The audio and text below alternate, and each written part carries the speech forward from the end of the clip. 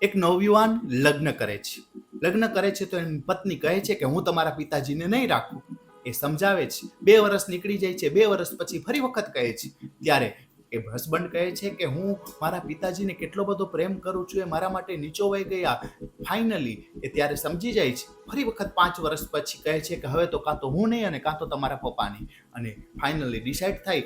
પપ્પાને કહે છે કે પપ્પા ચાલો તમે મારી સાથે. ગાડીમાં બેસે છે અને થોડે દૂર એમના પપ્પાને ઉતારે છે અને કહે છે કે પપ્પા આપણો સાથ અહીં સુધી જ હતો. જો હું તમને રાખીશ તો મારી પત્ની મને છોડીને ચાલી જશે.